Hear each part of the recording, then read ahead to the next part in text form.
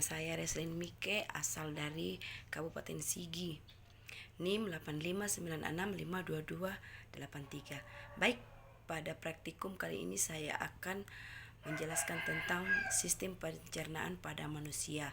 Jadi alat pencernaan pada manusia itu adalah pertama mulut, kemudian kerongkongan, kemudian lambung, kemudian usus halus, lalu usus besar, dan yang terakhir anus.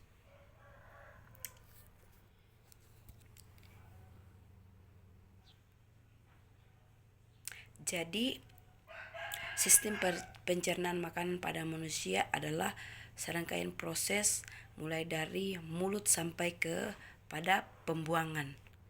Jadi sistem pencernaan membantu tubuh untuk menyerap energi dan nutrisi bagi seluruh anggota tubuh.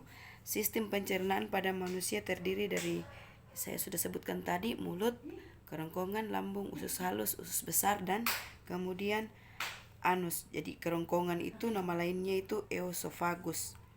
Jadi proses pencernaan dimulai dari mulut. Jadi mulut itu berfungsi mengunyah makanan lebih halus agar mudah dicerna.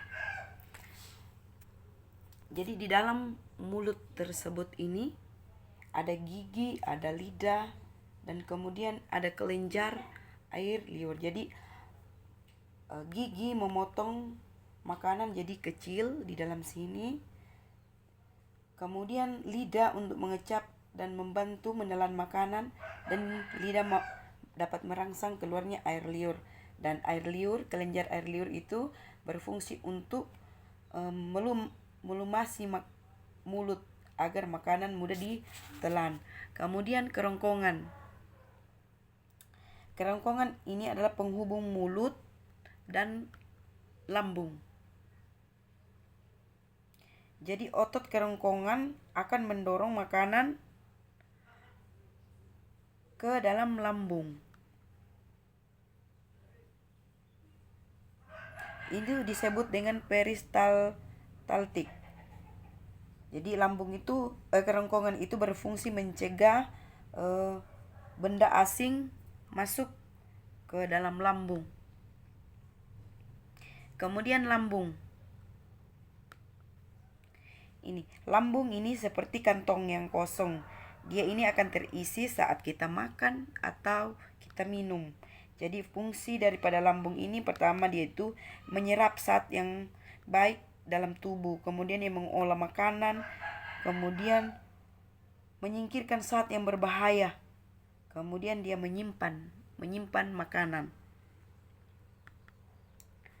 Kemudian lanjut ke usus halus. Usus halus ini setelah dicerna di lambung,